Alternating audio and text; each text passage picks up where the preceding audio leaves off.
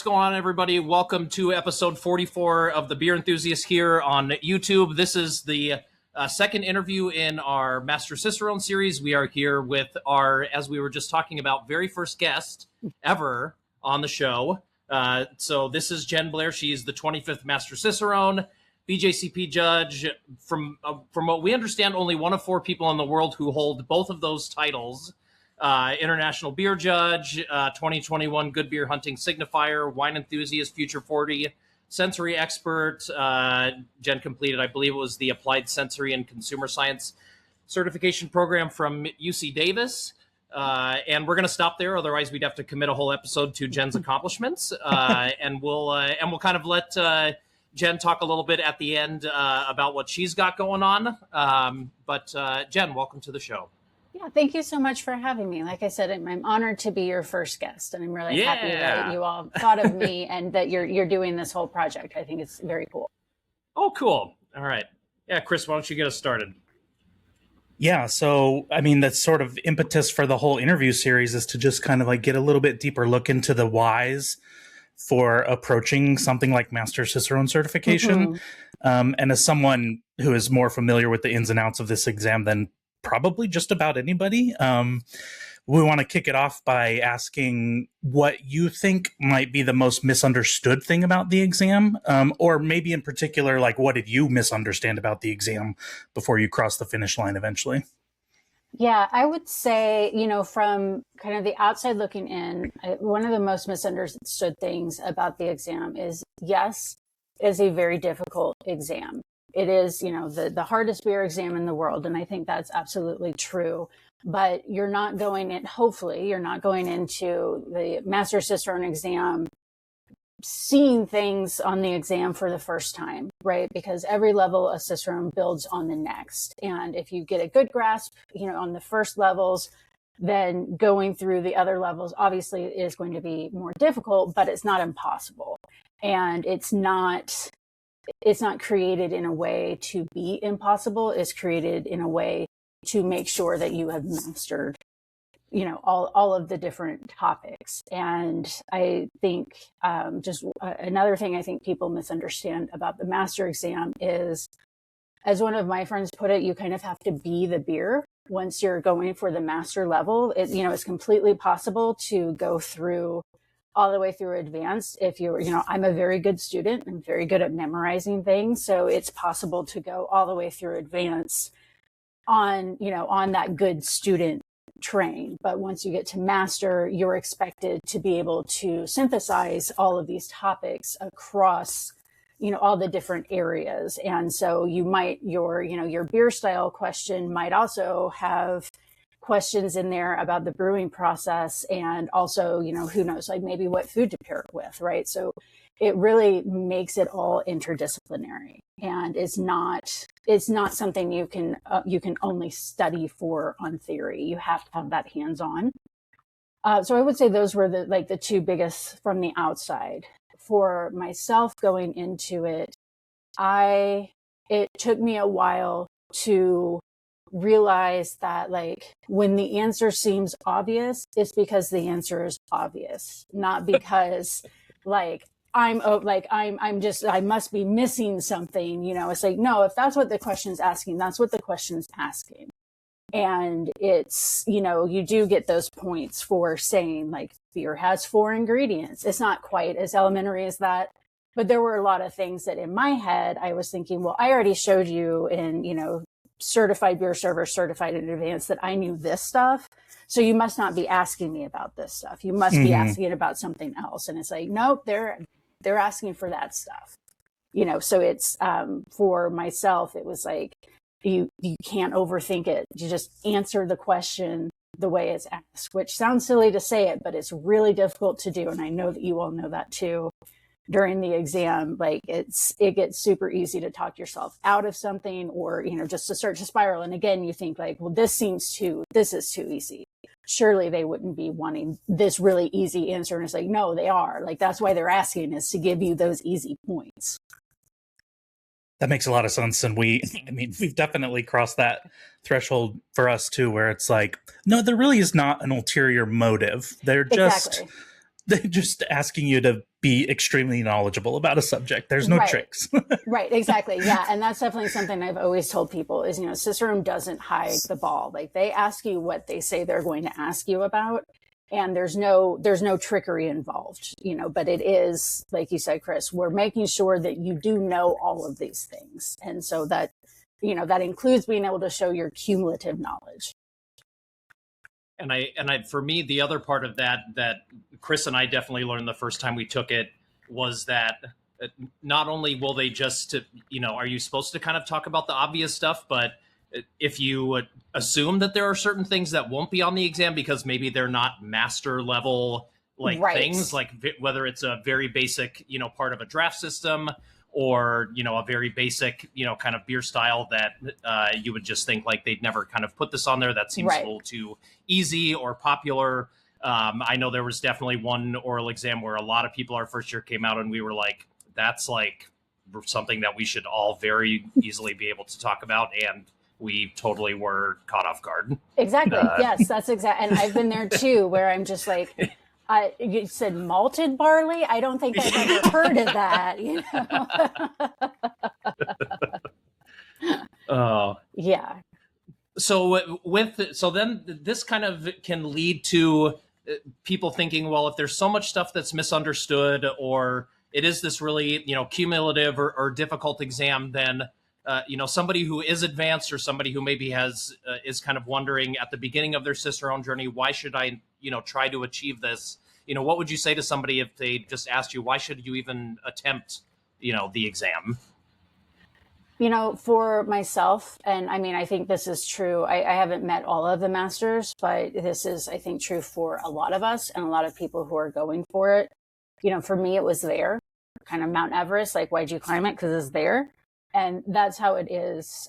That's definitely how it was for me, and I remember starting like 10 years ago now with like studying for my certified Cicerone and being like, oh my God, I can't ever imagine like being a master Cicerone. And that was kind of how I felt until I took the advanced. And then it was like, okay, like now I'm starting to feel like maybe that would be something that I would like to try in the future.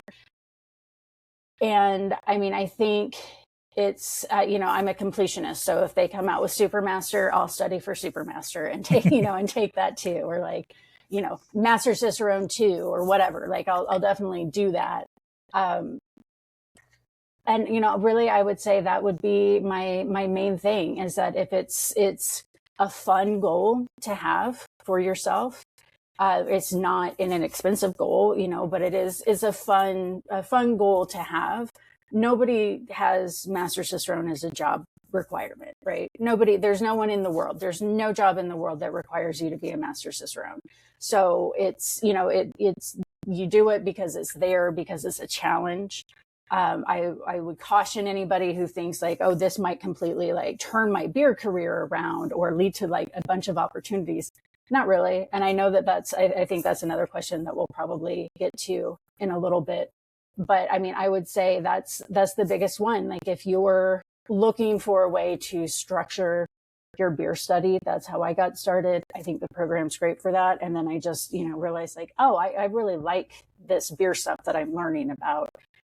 So if that's your mindset, it's there, you like a challenge, you like to set goals for yourself, then go for it. If you think that it's something that's like career-wise going to change your life, it's not. You said for you, it was when you were studying for certified, it wasn't really on the horizon, you didn't think, but then at some point while studying or after taking advanced, you clicked into completionist mode.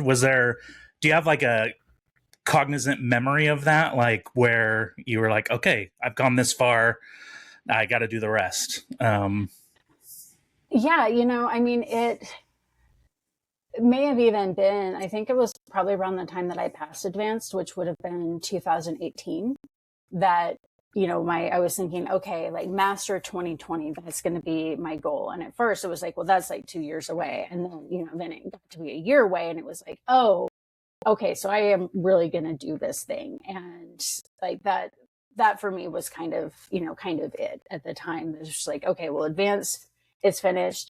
personally, I think that the jump between certified and advanced is much bigger and much tougher than the jump between advanced and master. Master is still very difficult, obviously, but just I think the biggest leap you have to make in the depth of your knowledge is between certified and advanced. So after passing advanced, it was like, okay, that was something that at one time felt impossible, and I've accomplished that. I can accomplish this as well. One of the things that we really, it's one of our favorite things to kind of talk about, especially when it comes to you, because I'm pretty sure that we have, well, I know we've had a very different journey in this regard, but ever since Chris and I started studying for advanced, I mean, we've pretty much been studying together or in some sort of group for what did we determine, Chris, like the last like 5 or 6 years? Yeah. like once a week. Right. But kind of the understanding that we have for you is that you kind of decided to do it, sort of by yourself. But was that a conscious choice? Did you truly do it by yourself? Did you also just have like a support group or something that was just kind of like, yeah, we don't study together or quiz each other, but we're kind of like a sounding board, or we kind of meet just for kind of mutual support, but we don't have like a weekly schedule? What kind of made you choose one or the other, or how did that all kind of come together for you? So for me, I mean, like I mentioned, I've always been a very good student. I'm good at memorizing. I'm good at pattern recognition. Like those are things that I know about myself as a student. So I have also just been very high performing academically. So as that person, I'm not somebody who likes to work in groups, right? Because I was the one who was like, you all are not going to mess up my GPA. So just, like I'll take this on. It's fine. Like you can get a grade boost, but like, so I've just never been a huge study group person because I don't get a ton of value out of it personally. I did have actually a couple of different kind of support groups that I was part of. And for me, that was far more important than having somebody to study with, because I was confident in my ability to research and to synthesize and to study on my own. I, had previously had taken the bar exam for North Carolina and for Illinois. Like I know how to study for a long, stressful 2-day test. So for myself, I'm never really interested in like substantively studying with people, but I think it's so important to have that support group. And initially, when I was first starting to study, I was in a, we even called it like our safety group, and it was myself and 2 other women who were considering taking the master at the time. And we all had very similar goals where, we're going to meet once every 2 weeks for an hour. And during those sessions, what we did mostly was say, like, this is the area where I'm the most nervous. This is, these are the proctors that would scare me the most, and kind of just get all of that out and say it out loud. And that would also help me, like once you've said it, like you've taken a lot of the power away from it. And then I also have 2 people who I trust who know, like, okay, Jen isn't confident in keeping and serving. So when we have these study groups, like maybe we like kind of push her a little bit more on the keeping and serving. So the support groups are huge. I mean, nobody gets an achievement like Master Cicerone as a lone wolf. You have a community. People are supporting you, right? You don't do it all in the vacuum. You don't do it all by yourself. I'm also very fortunate that my spouse has been like by my side, helping me study, helping me prepare. He's also a beer person. So, it benefited him too. It wasn't something that he was completely disinterested in. But, just having like that kind of support, and really they're like sometimes in my group, particularly leading up to like the year that I passed, I was in another group text of women who were preparing for the exam. And sometimes it's just like, hey, I've been studying today and it turns out I'm an idiot and I don't know anything about beer. And I just want to go, like scream into the void. And they're just like, we feel you, like just being able to have a group to just say like, hey, I just cried because I couldn't remember how long the lag phase for, like lager is or something. And there's not a whole lot of people who are going to understand, like, why, why are you crying about that? Or like, why is that stressing you out? It is a very small group of people, right, who really understand that. And so it's crucial to know other people who have gone through it or are going through it with you, if for nothing else, just so you can have those moments and you have somebody there who can validate that and empathize with you. Yeah, sympathy from people that don't know anything about the exam is not nearly as comforting. Yeah, exactly. And, I know I had felt a similar way leading up to the bar exam, because people would be like, oh, well, how do you feel? I'm like, well, I feel nervous. Like, it's the bar exam. Oh, you'll do great. I'm sure you'll do fine. And it's like, I understand that you're same. Yeah, you're trying to encourage me. I get it. It's kind of like when somebody close to someone dies and you're not exactly sure what to say. So you just say something, right? And that's kind of how it is. And I know you all know that too. Just the whole like, oh, you're going to do great. It's like that. I appreciate it. That's not helping the way that you think that it's helping. So yeah, that's why it's important to have those people who are like, ooh, you forgot how long the lag phase was? Okay. So yeah, having that support group and that people there to empathize, because it's just a weird journey. And I know you all know that. And like the closer you get to the exam, the weirder you get. And so it's important to have those people around you who understand. It's an exam within a certification within a subculture within a subculture. It is. There's like 3 people that know what you're actually going through. Yeah, exactly. You already flagged it a little bit, but your experience may be a little bit different, but a lot of people ask us, or they at least unsolicited will say, I'm not going for master because there's no return on investment. I don't really see, what the advantage is for me. And is there maybe a different way to think about it for you that's even, off of a balance sheet? That's just like, what are you getting out of attaining something like this? And is it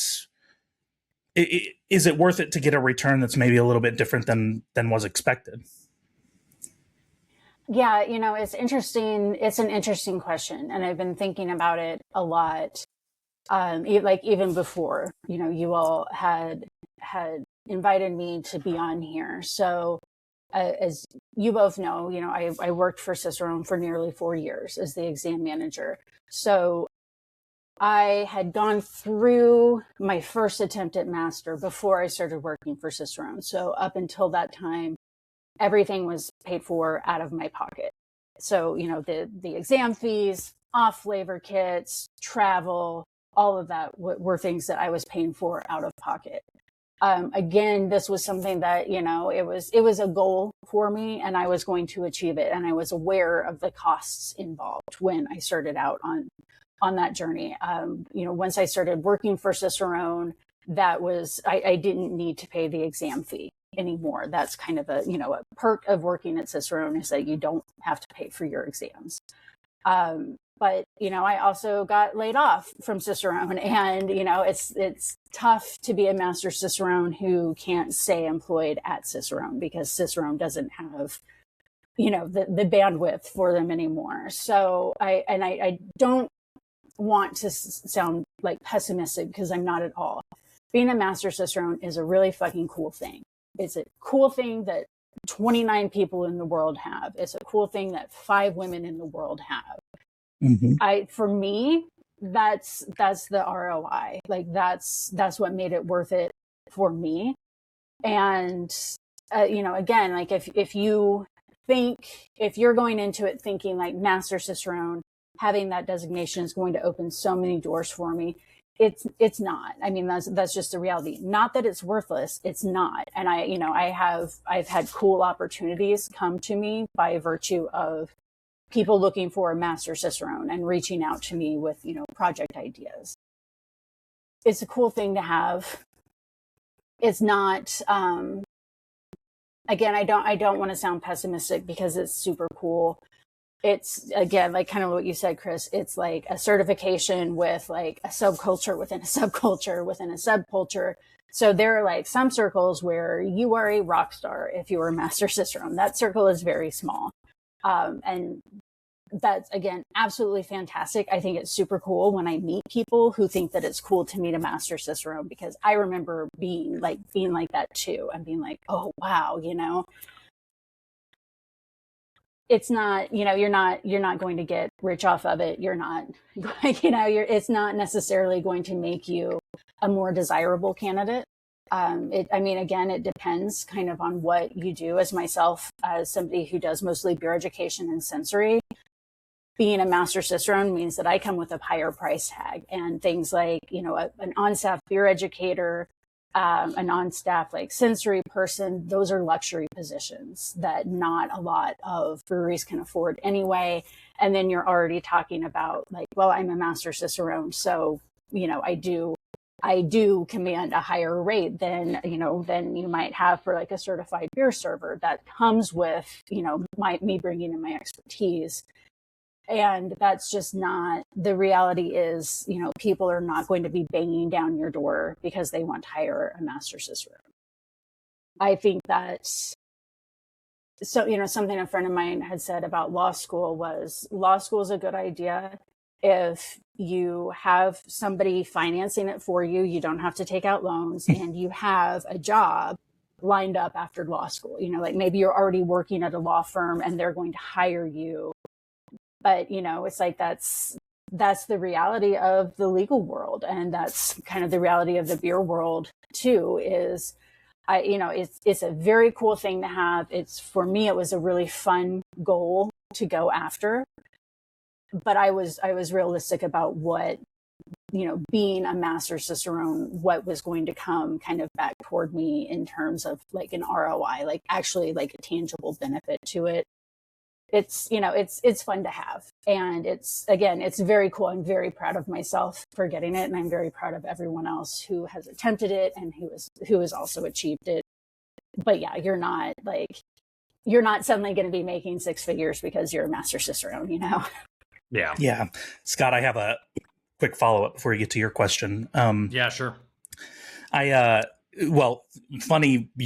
Something you were saying about, it's not going to make you famous instantly reminded me of, I don't even remember which of the prominently, which of the documentaries that prominently feature Cicerone it was in, but there's a little aside where Randy Mosher's like, his kids are telling him, "You're only beer famous, Dad." Right. And I thought that's funny, but I also think it's interesting because like there's no reason for somebody like Randy Mosher to take this exam. Like he's carved out his expertise long before the exam even existed. Right. And there's just like somebody that doesn't have anything to prove.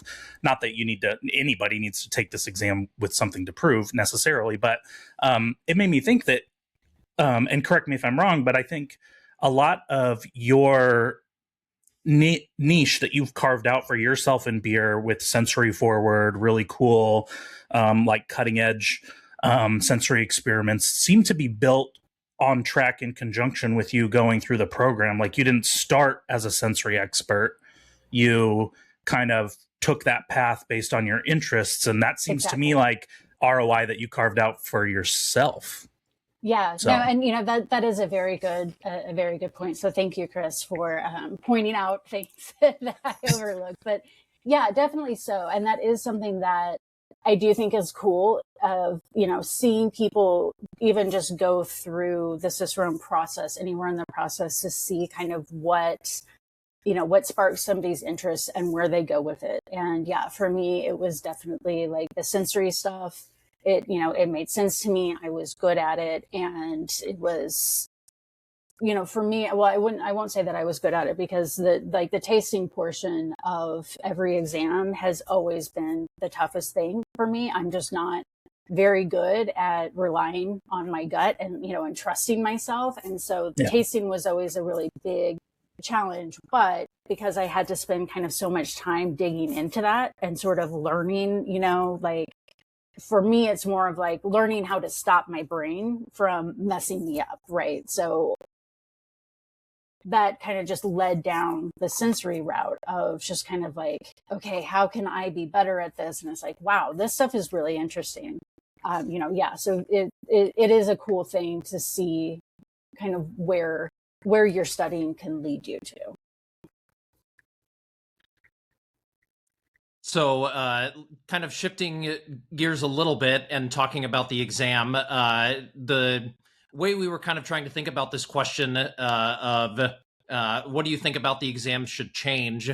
For you, is it something kind of overarching about the exam? Is it, something as, I think when I did my interview, it was just as simple as like, I don't think every oral exam should be 10 minutes. I think some of the subject matter should be 15 minutes. Could be something as simple as that. What are like some things that you think could, are just maybe needed for the exam to change? It will just like, you think will just absolutely make it better. And, if you've got any like fun ideas, we're always, this is not a place for Dan and Jason to watch this and get some fun ideas and then be like, and then be like, hey, you got that from us.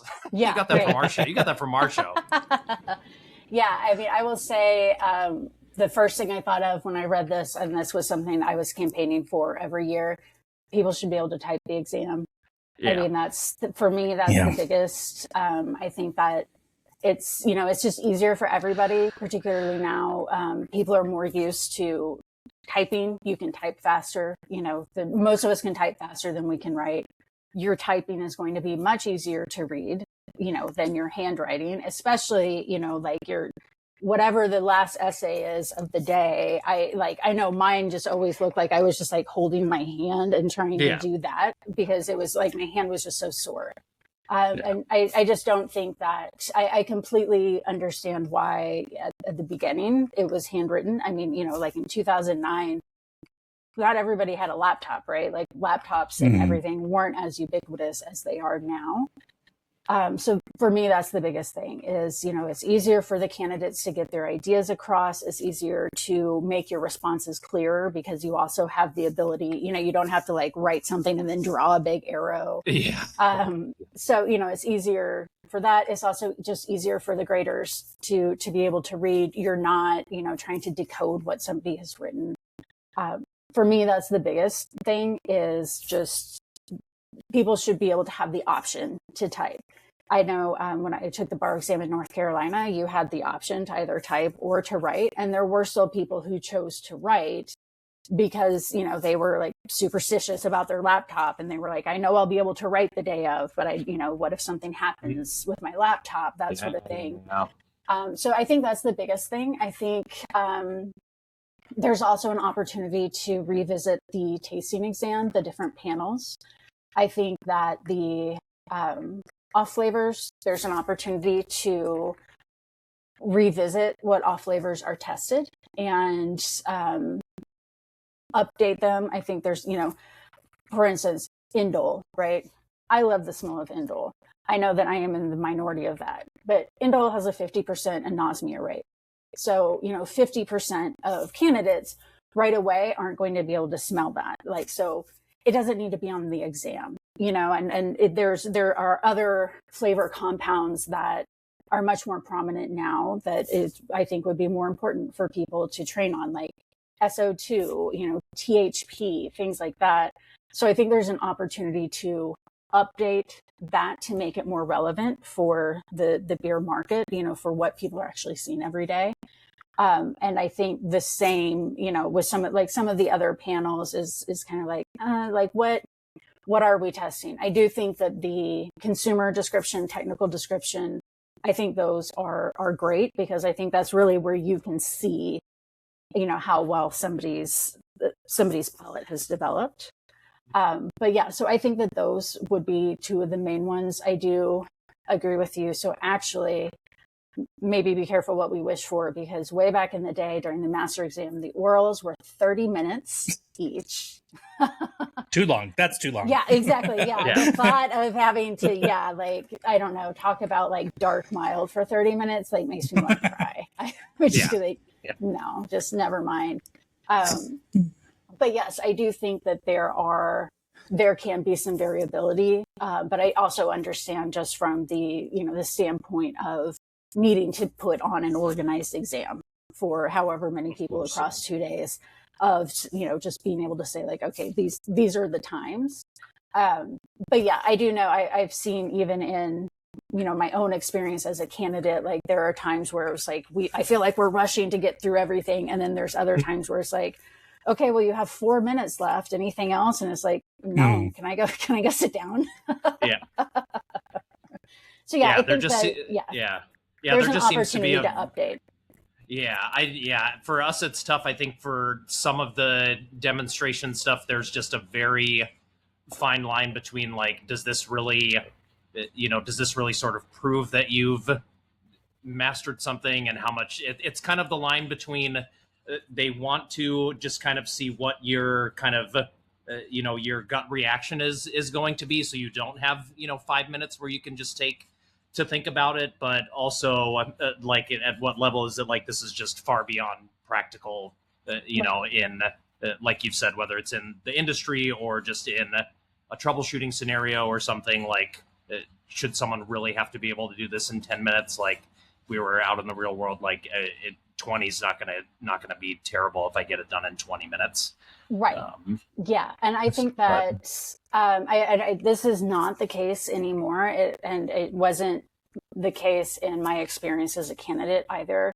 I do know from other, from people who have taken it before, that there used to be we're going to add an element of difficulty just to fuck with you, just to make it even more difficult. And, like proctors were told, like, you're just completely like stone face. There was one proctor that people would leave and they were like, I thought that guy was going to murder me. Like, what is going on? Like he, cause he was just like, so like mean looking the whole time. And that was, that was the direction of you're stoic, you try to make a person nervous. And for me, I'm like, that's stupid. I was never asked to do that, but I never would, cause it's like, what's the point? Like, we already know you're here for the master exam. It's already a hard exam. I don't need to like play a tough guy role to try to mess with your brain. I would rather give you the platform to show me that like what So I'm very glad. Good. Yeah. I'm glad it's not like that anymore, because our experience definitely has been, you feel like the proctors are kind of rooting for you. So that's a much better, that was always my experience situation. Yeah. Oh man, I remember having I couldn't agree more with the typing. And we actually talked about it a little bit in my interview with Scott, but I think that kind of makes your answer harder or more difficult in a sense too, because you have the freedom to say so much more, and you might get derailed. And it's a lot easier for the grader to see where you're going off topic and stuff like that. Cause I remember like 2.5 hours in just being like, man, forget that grader. I have no sympathy for the grader right now. We just got to get ink on the page. I don't even know what this looks like, but like, sorry, if you're going to make me do this, you're going to have to do a close reading. Right. Yep. Right. Yes. Yeah. And one other thing that I would always joke about that I think should change about the exam is that I think at the end of the second day, everybody gets like 2 minutes. You don't get any extra points or anything, but you get 2 minutes, and you can pick one proctor. Just tell them, I knew I knew the answer to what you were asking me. I just forgot when you asked. And like, that's it. It's like, I don't need extra points, but I do need like Jamie from Ninkasi to know that I know what a mash filter is. It's like, I don't like, you don't have to give me any points, but I need you to know that like the second I sat down, I was like, son of a bitch. Yeah. So it's like, I think that should be something that's added, it's like 2 minutes, one proctor, you get to say, this is the answer. I know what the answer is. Yeah. Basically the I'm not stupid, I just panicked. Yes. Exactly. Moment. And again, like, not that anybody's out there like, oh, there's Jen, mash filter, like.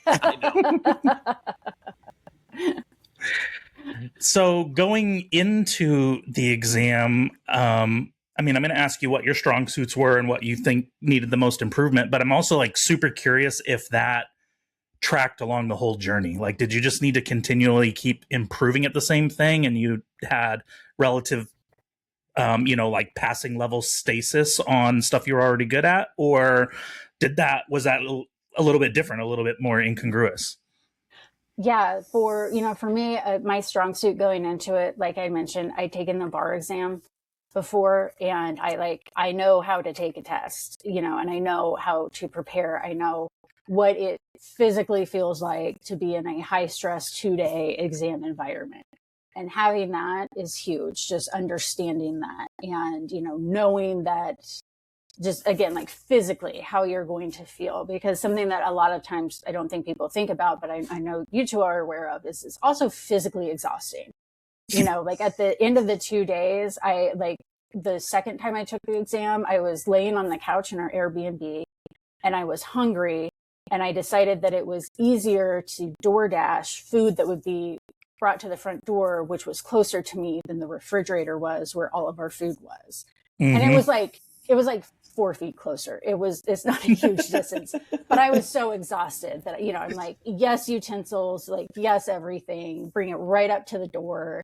So, it's physically exhausting. So having had that experience before, I at least knew going in, like, that I know what this feels like to have to do this 2 days in a row, because that's really tough too, when you get through the first day and you're like, I have to do this all over again tomorrow. So for me, that was, I think, my biggest strength. Also just having that, kind of the graduate experience of having to do a lot of research and a lot of writing, and having to, particularly, with legal arguments, you have to be very quick, very clear. So I'm very good at structuring my essays. For me, I've always felt the most not confident in keeping and serving. I'm not I'm not a mechanical person. I'm just not great with my hands, like things into it. I mean, like mirror reflections will still confuse me from time to time, like I am a bird. So there's just something that it just doesn't intuitively make sense to me the way that it does to other people.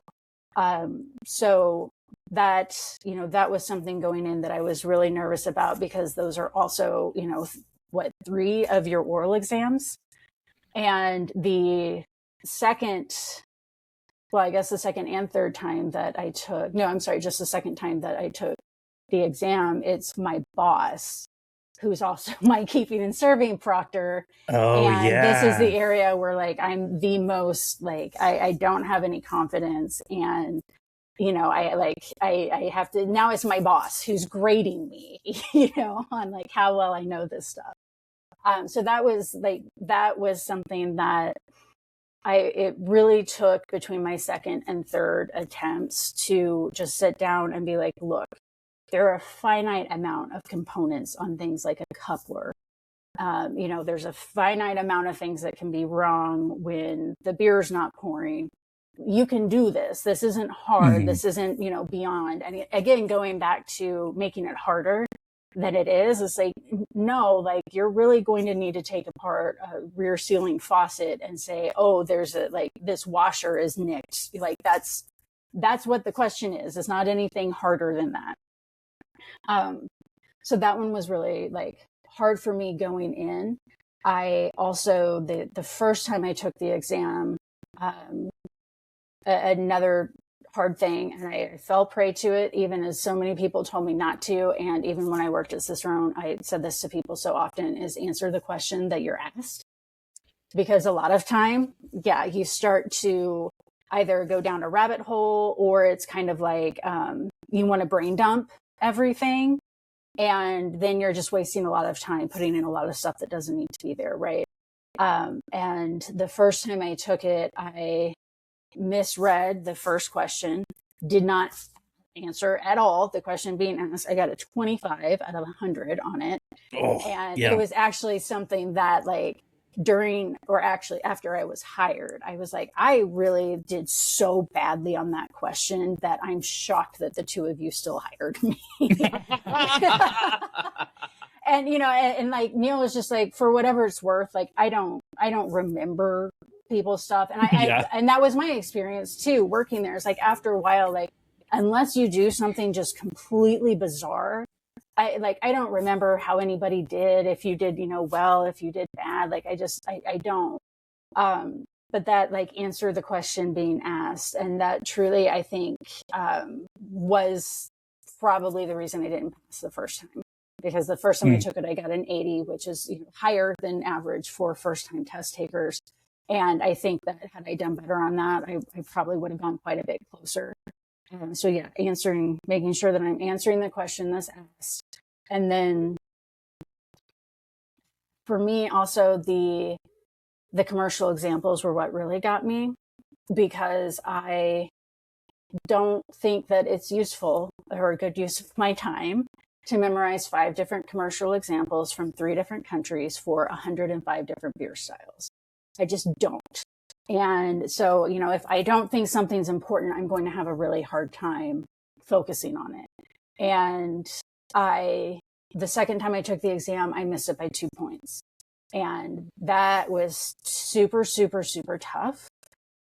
But also, like, as I was taking the exam, I was looking at the points that were allocated just for that simple stuff of like, name 3 commercial examples.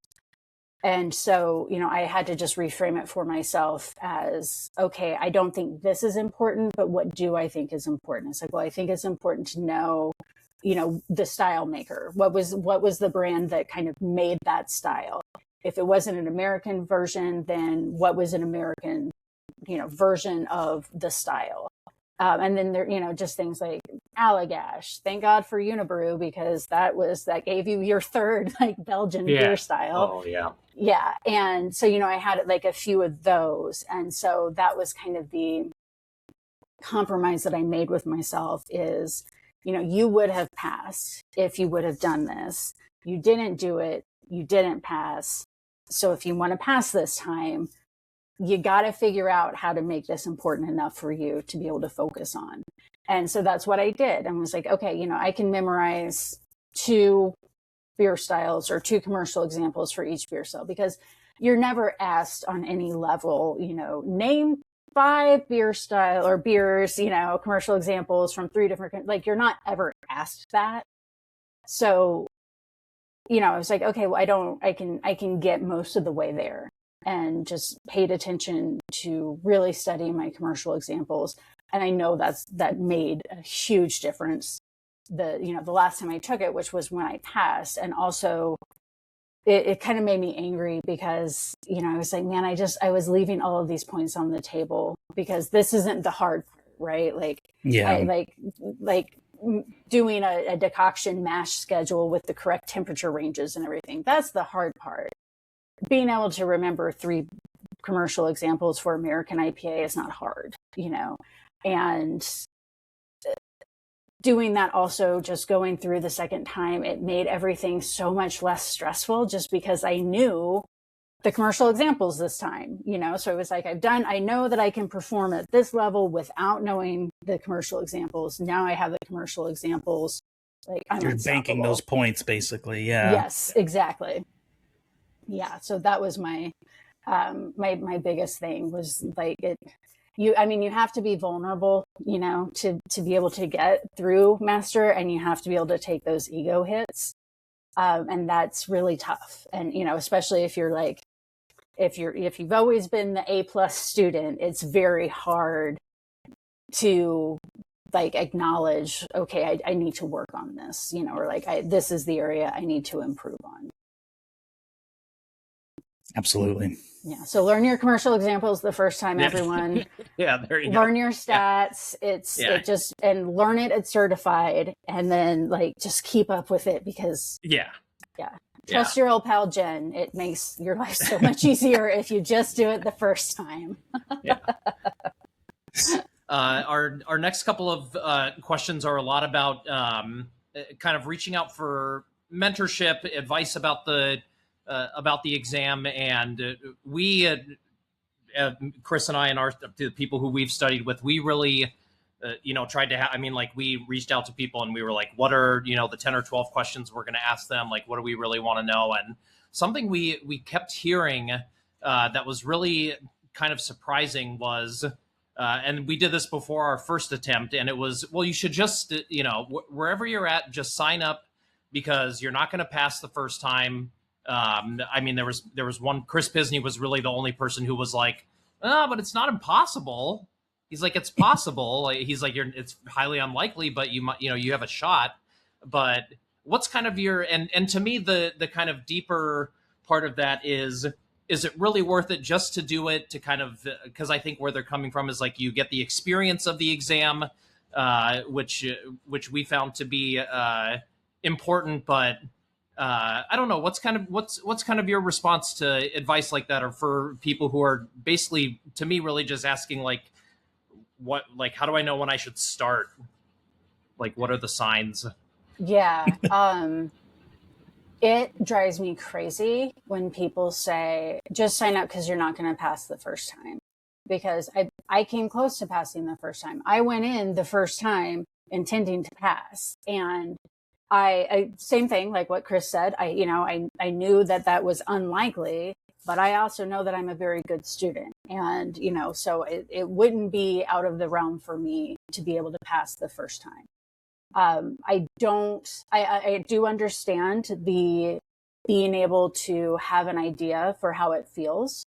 And that's something, that I tell people of all levels studying for it is like, if you don't pass the first time, who cares? It's not, you'll get there.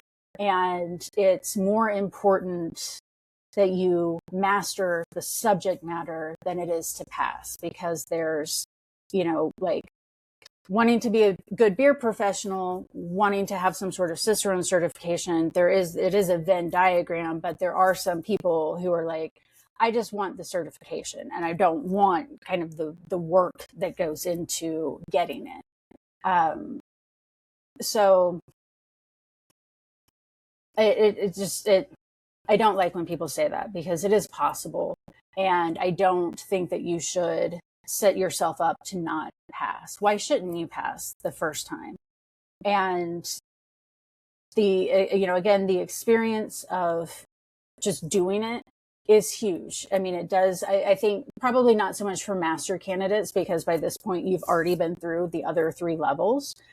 So you kind of already have an idea, of sort of what that day is going to look like. But it being able to know as many of the unknowns as possible is so helpful going into the exam. So I don't think that I don't know. I don't think people should sell themselves short and take the mindset that there's no way you're going to pass the first time, because there's no reason why you shouldn't pass the first time. It's difficult to do. I would argue, I think I'm a much better beer professional having to retake it and really hone in on what I know well and what I don't know well. So yeah, I think that, for me, I had November 2020, that's when I was going to take the master exam. Obviously, COVID happened, so that got rescheduled like 3 or 4 different times before we finally had an exam. There was just 5 of us. Most of our proctors were on like Zoom, because they were just trying to make it work for those of us who wanted to take the exam. I had it in my head that that's when I was taking it. I did the same thing with advanced and also with certified. And I usually tell people, pick your exam date, and that's your exam date, and you're not moving it. And if you do move it, I've talked with several people who are like, oh, I've taken my, or I've signed up for my certified, but I've postponed it 3 times. Or this will be the 3rd time. And I'm like, okay, 3rd time, you either do it or you don't do it. But you got to make a decision, because you can't keep kicking that can down the road. And that's something, as an exam manager, I saw that often too with candidates, where I wanted to be like, it's really weird how you always have work travel scheduled suddenly, that you only remember like after I send you your exam day instructions. Yeah. But okay, like we can reschedule again. And I think, that is the date. That's non-negotiable, and you show up how you show up on that exam day, and you learn as much as you can from the experience. But yeah, I think you're never going to be ready if you asked me today if I wanted to go in and retake it, I would be like, no, I'm not ready, so it's like, and especially with master, it's once a year.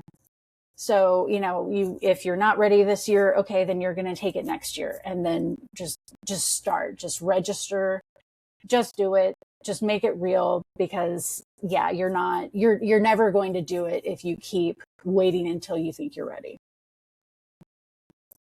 That makes a lot of sense. I think we're kind of entering this era, or that maybe started about when you were going to take the exam, where there's a little bit more availability and interconnectivity online between Cicerone style people. So this is maybe a little bit of a throwback question, but did you seek out mentorship before tackling master? We've kind of like run into it seems like there's this whole class of especially master cicerones from a little while back that this might be a self-fulfilling prophecy. Like, I just think that they're guarded and reserved and don't want to like help or talk. But I think that the kind of newer crop alongside with social media makes folks more accessible. And so just kind of like curious if you sought out any mentorship specifically, and then also if since you've passed, have people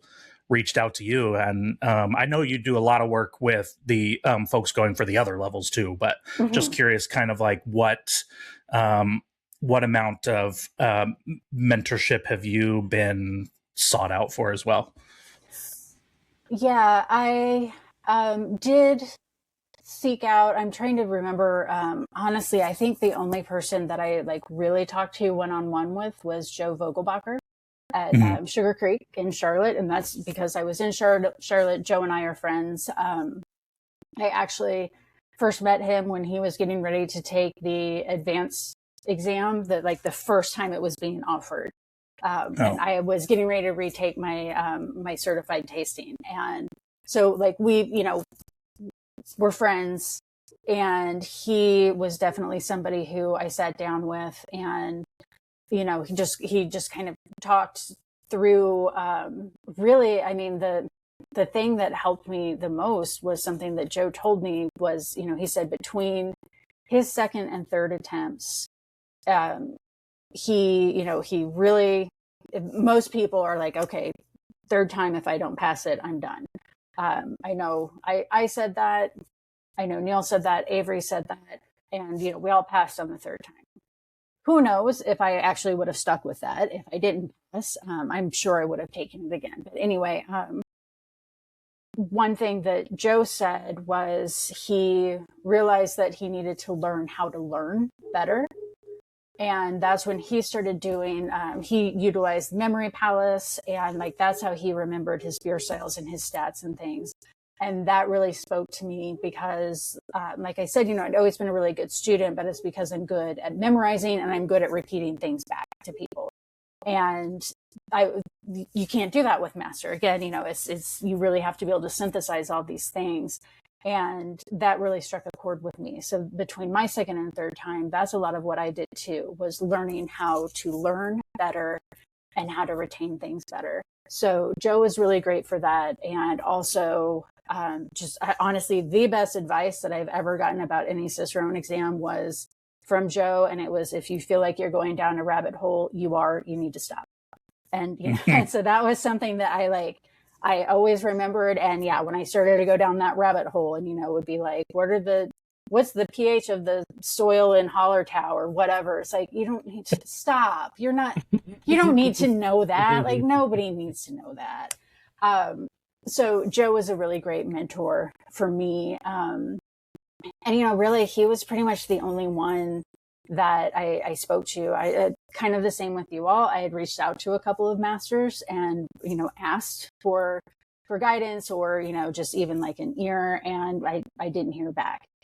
So that has also been my experience, that there are, kind of the people who first pass. And I don't want to paint everybody with a broad brush, but, definitely I think that there was a lot more kind of like closing ranks with the older master's. And I think, it kind of depends, like, where did you work at the time? Who was paying for it?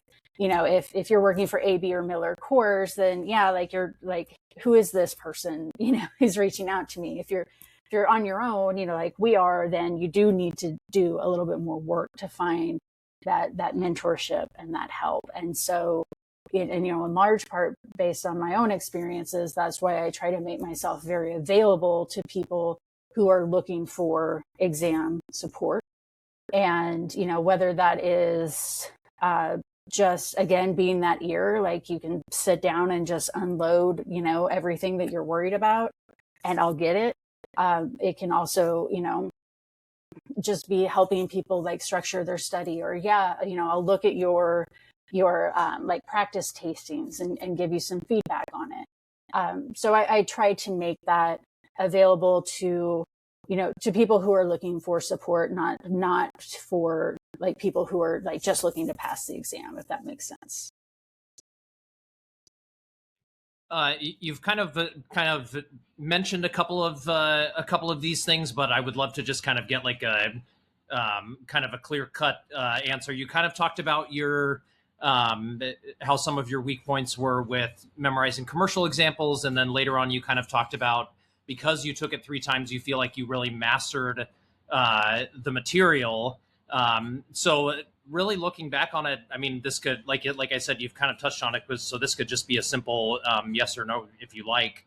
But are you glad you didn't pass it on the first try? If you could go back and be a first time, someone who passed it on the first try, if you feel like you had a really good, shot, if you had studied commercial examples, and maybe keeping and serving kind of goes your way, on that day, is that something you would change, or do you like the journey that you went on? Yeah, I think I like the journey that I went on. And I feel also by just the unique circumstances of the first time I took it, there was 5 of us, we're all wearing masks the whole time. Most of our proctors are on Zoom. It was, I don't know, just kind of weird enough that I sort of feel like if I passed the first time, there might be something in my head that was always like, is that just because it was weird? Like, there's just like, like enough weird things going on that it just wasn't the normal one. Right. But yeah, I don't think that would be the case. But yeah, I think that I kind of felt the same way going into master. Like, the first time I went into advanced, I remember sitting down, and it was still when it was like all in one day. And I remember sitting down and just being like, what am I doing here? I don't have any business being here. And like, that's kind of how I felt about master too, was just, getting there and being like, oh, okay, this is actually happening. Yeah, it's real. Yeah. And yeah, but it is like, the first time I took it, it was, I mean, honestly, it sounds kind of crazy to say, but it was probably like an hour and a half before, like, it really sunk in with me that, like, oh, this is the exam. The exam is happening now. And like, I've done 2 oral exams already. Like, this is the exam. And so that was definitely, going in the second time, I was much more locked in a lot earlier. And because, the first time you go in and they're showing you around everywhere and you're meeting all the proctors and stuff, like, you get a little starry eyed, and then it's like, okay, go, like, tell me everything you know about, like, vertical extractors or something, and it's like, whoa, wait. So yeah, it definitely it was a lot easier to lock in the second time. Yeah. Funny enough, you kind of already answered the bulk of my next question. I was literally going to ask you if you think there was any chance that you would have taken it a 4th time if you didn't pass. And because you somewhat famously, at least for us, like, announced it's 3rd and final, and that's it. And I think maybe subconsciously or to themselves, that's true for a lot of people. They kind of just pick like a final time that they're going to take it. Sometimes it maybe happens after the fact. Like, I know several people have not attempted it for a 3rd or 4th time, just after the fact, just kind of like decided later. But can you tell us some of the things that factored into that decision? Was it a way just psychologically to force yourself to pass, or was it fearing burnout from maybe going again, something else entirely? And then was there a sense of finality to that decision in the moment, or had you like gone back and forth about it a little bit? I'm just curious what was going through your mind at the time. Yeah, it was really, really tough to get an 83. And especially get an 83 again when it's like your boss's boss who's calling you to give you your exam results. It's just a way different vibe. And really, after that, I spent a long time thinking about whether I wanted to take the exam for a third time. Because, part of it was, okay, the things that I don't think are important, the commercial examples, that's where I'm losing points. But like, I got 100% on my water chemistry question, and that's really cool. And that's where my interest is. I'm not interested in like a Peruvian Czech pale lager, right? But I am interested in water chemistry, and like the things that I'm really interested in, I did really well on. So do I just kind of take like the L overall and say, I've proven that I know a lot about what I care about? Or, it's just 2 points is right there. And Shelley Smith, also another Master Cicerone, she and I took it together our second and third time. So we both got 83s the second time. And yeah, there were actually 5 of us who did. So we were like the 83 club. But which, was also like, well, at least there was like a big group of us. So I'm not just by myself and, I'm just barely missing. Yeah. And, something that Shelley had said was, I am not the kind of person to get to the finish line and quit, but it's, similar things. I did well on what I care about. I don't want to go through all of this again and just barely miss again. And that was, I think, the kind of where I was too. It's like, well, what happens if it comes back and I have an 84? Like, what am I going to do then? Because, unlike unlike level 2 and level 3, you have to retake the entire exam. So it didn't matter that, the last time I took the exam, I got like a 93 on my tasting. That doesn't matter. It's like the mandalas in the sand. You just wipe it away at the end of the day, and that's it.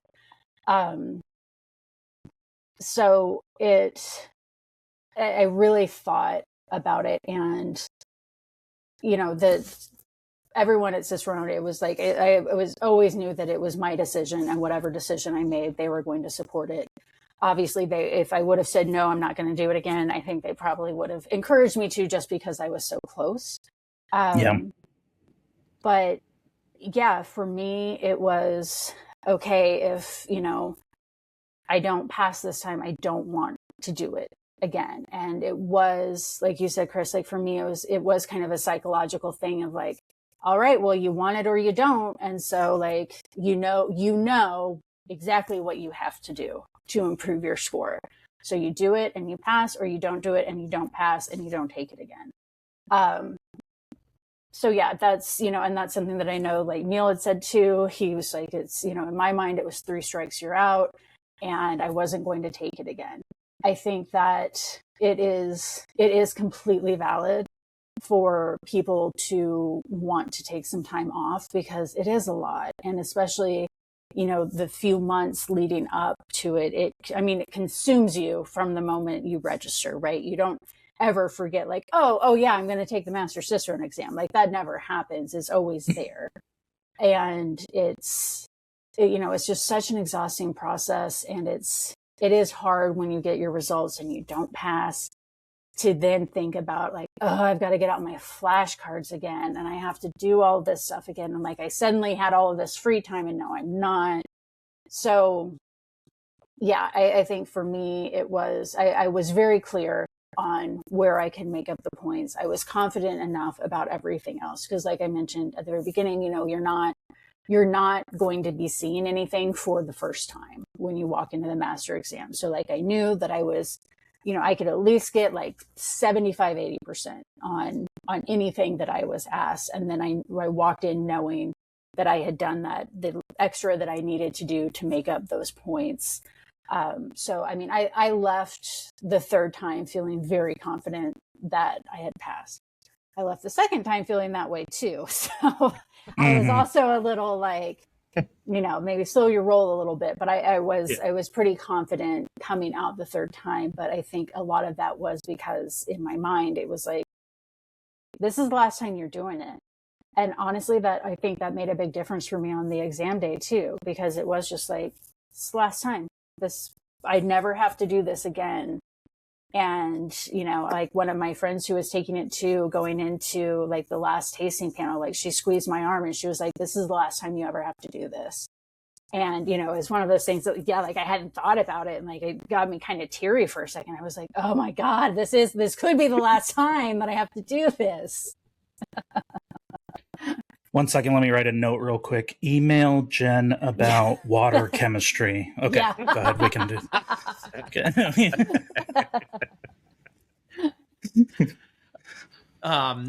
Obviously, everybody knows your affinity for sensory. So we definitely want to know what was like a really fun. It could be just a sensory experience you had on the way to master. It could be if you had some sort of revelation, even if it was just as small as, everybody says, you perceive 4VG like clove, and you were like, that was not for me, and I didn't understand that, and I finally figured that out. Like, what was something unique or fun that you remember during your time to master?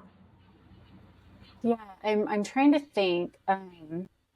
There was some off flavor. And it was like one of the weird ones from the master exam that like I got in the wild that I had never, maybe it was the, like the grainy one. I cannot pick that up very well. And same. One day I like picked it up and was like, oh my God, it's grainy, I got it, and And it's always funny, like just being a sensory person, and like being friends with other sensory people of having that and being like, oh my God, I just had a beer where I could taste the grainy, or, like at World Beer Cup this year, I had a lager that had TCA in it somehow. But like I text my friend who's there and I was like, I've got a lager with TCA. And she's like, save it for me. And it's like, taste it. It's disgusting. And she's like, oh, it is. That's so cool. So I definitely, I love those little sensory breakthroughs that can happen. And the grainy one was definitely one for me. Very cool. I love that ask to find the grainy spike in beverage made entirely from grain. It's always a fun one. Yeah, that's another one I advocate for getting rid of. It's like, oh, this grain is grainy. Yeah. As someone who took the certified exam I took it in early 2017 and then was like subsequently scouring the internet for like any and all information about the next levels. I first of all must say that you encapsulating your advanced exam experience with Winona Ryder SAG Award gifts was iconic for one. Okay. It was also very on, like it was very on for the time, but it holds up. It still holds up. Well, it holds up because then all these years later, Winona Ryder's even more famous for her facial expressions from Stranger Things and stuff like that. But for anyone back then, like thinking about taking the upper level exams, there was really only like Chris Cohen's post about the advanced exam format. Maybe like a couple of other small things that weren't really about the format before Under the Genfluence came along. And do you remember where your mindset was as you embarked on recounting your study and exam experience on your blog? Was it just a natural outgrowth of wanting to blog about beer, or was it like a conscientious effort to inject more discourse into the blogosphere about Cicerone exams? Yeah, I think definitely the latter. And, it was always like I had kind of started the blog as a way to platform what I was learning during my Cicerone studying. And I agree with you. It's, there wasn't a lot. And I think, I want to say it was like the night before I took the advanced exam for the first time. I don't even remember how, but somebody else had managed to find me on social media, and he was also there to take the exam. And he had said, oh, have you read Chris's blog post about the advanced exam? I hadn't even heard about it. And so like, it's the night before I'm reading I'm about to take the exam, knowing nothing about the exam format and then reading through it. So yeah, for me, it's always just been important to be very clear about what my journey is like. And that includes, saying like, yeah, I didn't pass, or like, I totally messed this up, because everybody does that. And not a lot of people talk about it. And particularly with Cicerone and kind of the way it was back in the day, there's a lot of like bravado around, kind of like the early Cicerone, it was like dudes being beer bros kind of thing. And there wasn't a lot of information out there about like, here's what to expect from the exam. Here's how it felt to take the exam. And, that was even something that after I started working for Cicerone, I then started kind of like seeing like behind the scenes of like, looking at the demos and stuff. And I was like, I have got to go easier on myself, because, I was looking at like, in my mind, I'm like, oh, I can't believe I didn't pass this the first time. Oh, and I didn't pass it the second time. Oh my God, what a loser. And it's like, most people don't, like, and seeing on the other kind of behind the curtain and being like, oh yeah, no, that is true. Most people don't. And it's fine.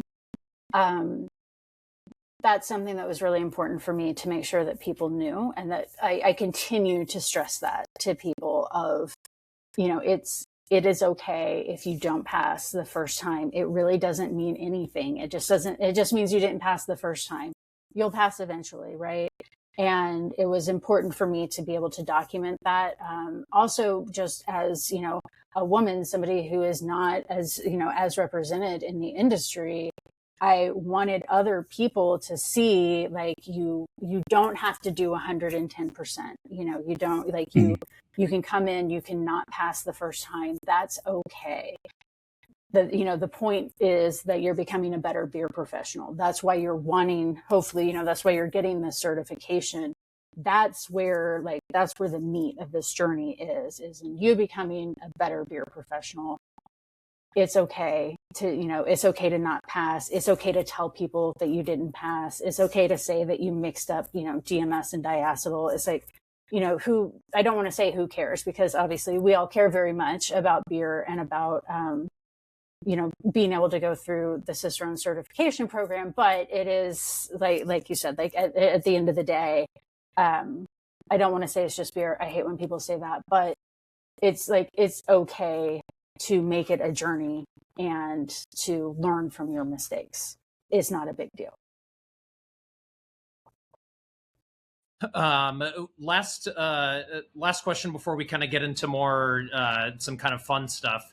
I remember when I was, I didn't pass the first time I took the master exam, thinking about what would happen if I did pass, whether there would be this sort of finality to it. Would it really seem like it was sort of this, kind of springboard into other things? My deepest fear was that it was going to sort of be the same story as people who you hear win an Oscar, and then they're at the after party and they're staring at it and they're just like, so, and it's over. So now what? Yeah. What was kind of the first, 30, 60, 90 days, was it that where you're just like, wow, is that kind of it? Or were you like, now, the world is my oyster? Was it somewhere in between? What was that like for you? Yeah, I definitely, when I first knew I passed, was definitely like, okay, what's my next thing? What am I going to do next? What am I going to be the master of next? And it's, it took me a few weeks to be like, you need to calm down, like that. You don't always need to be trying to achieve something. Like you can also just live your life, and like you can enjoy something. You don't have to be the best at whatever you enjoy. So that was definitely like kind of, I think for me also it was okay, but now I have like all of this brain space. I have all of this free time. Like I'm not used to that. So I feel like I need to fill it with projects. And speaking with Mirella, she had said, I had decided that after I passed, I wasn't doing any kind of new project for 2 years afterwards, just to like give myself that time, but also like make herself take that time off from doing something. And that's kind of how I was after a while. You know, it was like, okay, I don't need to be the master of everything. I can just enjoy life. I can just read books for fun. You know, just like that kind of stuff. And yeah, but there have been times definitely where I felt a little like unmoored, just like, okay, well, yeah, what do I do now? You know, and it's like, well, now I've got Master Cicerone and Master BJCP judge. So it's like, well, I'm done with beer exams, you know, until Master Cicerone 2 comes out, like, Yeah. I'm finished, but I still love it. So, you know, it's also trying to find ways that I can still have that like in my everyday life and definitely not like lose all of the knowledge that I had. Yeah. Fair enough. All right, we're going to play a little rapid fire game of overrated, underrated, or properly rated, okay? Okay. So I'm going to give you a couple of different things. You tell me whether you think it's overrated, underrated, or properly rated, and you can give like a justification if you want to, or if you just want to answer and move on to the next one, that's fine too. But first thing, listening to podcasts as a study tool. Overrated. Overrated. As somebody, sorry, not you all, and as somebody who used to have a podcast, I would say overrated for me. I'm not an audio learner. Got it. How about? I was like, I still think it's just overrated in general. I think it's passive learning, and I tell any students I have, I'm just like, yeah, if you have to, like if you're in the car, yeah, like don't do your flashcards in the car, but right. Yes, yeah, that's where I would put it too. It's like, if you're driving and you can just play something in the background, they're great. But I'm also always just leery about like other people's study materials and such. Yeah. So that's also kind of where I stand a lot of times with how about podcasts. Using bullet points when writing essays on the master exam? Underrated. Ooh. Underrated. Ooh, okay. Nice. That's spicy. I like it. Nice. I'll say underrated. I will say that's not an opinion held by everybody. In my experience of working on the exam. But I think underrated. Yeah. Sorry, you're the Master Cicerone of the day, so we're taking. Take that to the bank. Yeah. I was like, we don't care about anybody else's opinions right now. Yeah. How about saison in the context of food pairing? Overrated. I think that's too easy. Yeah, yes. Finally, somebody else. My God. We're trying to lure that out of you. Honestly, I would put that as like a certified level, like pairing question, because it's there's no wrong answer there. Yeah. Maybe there is. You would have to really work to find a wrong answer though. Fair. How about using crisp as a descriptor for beer? Overrated. I hate it. Now we're just needling you. Sorry. Yeah. Now we're I use it, but when I catch myself, it's like soft. It's like rounded. Where it's just like, what does that even mean? I understand what it means, but it's overrated. I don't like crisp as a descriptor. And last one, just cold IPA. Rated? I mean, I don't have I don't have an opinion about it. Like I don't. Totally fair. Sorry, cold IPA. I don't think about you. So.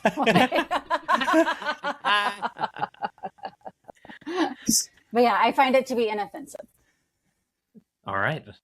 Last game before we kind of get into our outro. Obviously, there's going to be a lot of crossover for people who watch this, and there probably a lot of them are also still fans of the False Bottom Girls podcast. I know you guys aren't doing any new episodes, but everybody's hoping for a reboot, and all of the episodes are still out there. And I've listened to all of them at least once. Some of them way more than maybe I should have. But in kind of scouring many of the episodes and just remembering some of my favorite moments from the episode, I'm going to have you put these 5 Rachel Hudson isms or moments, and I'm going to have you rank them, but you're not going to know which one is coming next. So you're going to have to, so I'm going to give you one. You're going to put it 1 through 5, but you're not going to know which one is coming next. Okay. So some of them are funny. some of them are just like I thought they were very interesting, things that happened to Rachel. Some of them are obviously things that she said or did that were entertaining. But so there's going to be 5 of them. For example, I'll give you the first one, just her off-flavor rap for the exam. Like, where would you kind of rank that in just kind of like the Rachel Hudson zeitgeist of isms and moments? But you don't know what the next one. I know that's the hard part because I know that there's so many good ones. There's a ton of good ones. And that one's really good. It's really good.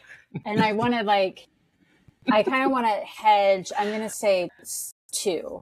With 2? 1 being like the most, right? And then yeah. Okay, one is one is like peak, and 5 is like it was great, but there's better ones. Yes, so I would put that at a 2 because that is a fantastic rap.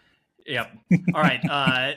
Next one, in your episode on pH, Rachel funnily referred to titratable acidity as trititable acidity.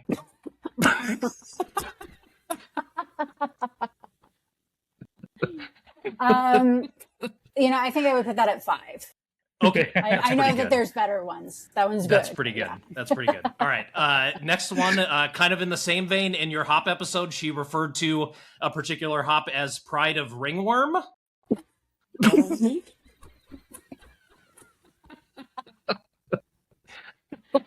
Oh, man. Okay. So I did the other one at 5, right? I think that one I would put at 4. Yeah, you've got 2 and 5, so you've got 1, 3, and 4. Okay, so that one's going to be at 4. All right. Next one.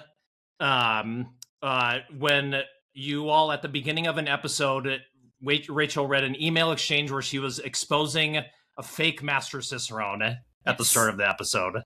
So good. Oh. It was just like Rachel the Terminator. Like, she was just ready to destroy this person. It was so great. Oh, just... Okay, so you've got 1 and 3.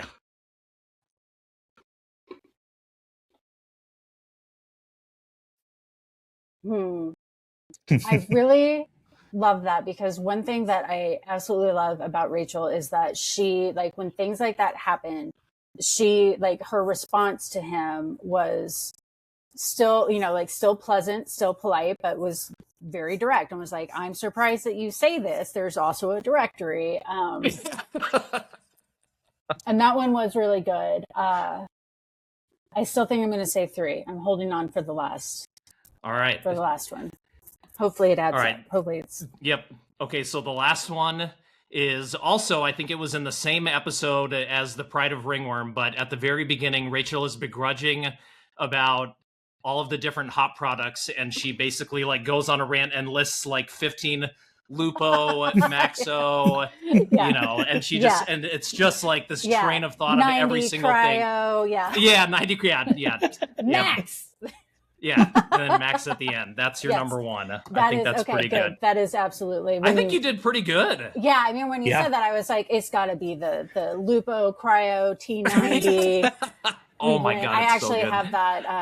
I made that into the Vince McMahon meme of like, like him like sitting in the chair and then like he's like and that, he just and keeps going back more and more. Yeah, oh my God, that's so funny. I have that, and it's actually like on our TVs. We just have like the photos of screensavers, and that's one of them. Is that? Oh my God, that's so funny. That is easily one of the 1. most hilarious things that she has ever said. Yes.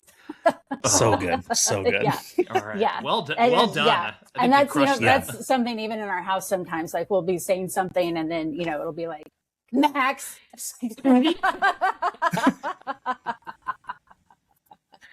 Oh God. Love that. That's incredible. Yeah. We, this interview is about you, but we couldn't do it without bringing Rachel into it, who we appreciate immensely and just iconic, really. Right. Yeah. That's all the questions that we have for you. We kind of want to just thank you for joining us, playing the game, and hopefully people learn a lot from just your journey through everything. We do want to give you a minute to let everybody know like where they can find what cool stuff you're into these days, any projects you have working on, and just really appreciate you joining us. Yeah, well, thank you. I really love being here. And yeah, so I mean, project wise, you can find me at underthegenfluence.beer. I have a few things that I'm starting to do now on my website. So I'm offering, essay review if you're studying for like DJCP or Cicerone. Also kind of a private coach if somebody's got a study group and they're wanting a little bit of guidance, some guidance, or a lot of guidance. That's something also that is available. I never mind when people want to email with questions about their Cicerone journey, my Cicerone journey. Jen at underthegenfluence.beer is the way to get a hold of me. You can also contact me on my website too. So yeah, I think the only other thing, kind of a fun, you all are getting the first scoop, is that I will be having a new podcast starting hopefully in July. It will be myself and Michelle Turner, who is a certified Cicerone. Oh, love Michelle. Yeah, No way. Excited to Oh my feast. God. And it's going to be about beer judging. Because that's similar to the Cicerone conversation. There are a lot of people who don't know they can be beer judges, or they're not sure how to do it. And that's just something that we encounter a lot, that I was like, you know what, let's make a podcast about it so people can learn how to be a beer judge. So yeah, that should hopefully be July or August. Well, that's everything. Thank you again. And for those folks watching along, we've booked 3 more interviews. Not going to reveal who they are or in what order yet. You're just going to have to tune in. And yeah, make sure to ask questions in the comments section. Subscribe to the channel. We love chatting with people about it. We're going to try to do as many of these as we can. And you can always follow Scott at Fresh Beer Enthusiast on social media platforms. I'm Fresh Beer Enthusiast. Scott's Vintage Beer Enthusiast. That's the duality that we live with. And and just thank you. We had an incredible time. Yeah, thank you both. This was a ton of fun. All right. Cheers, everybody.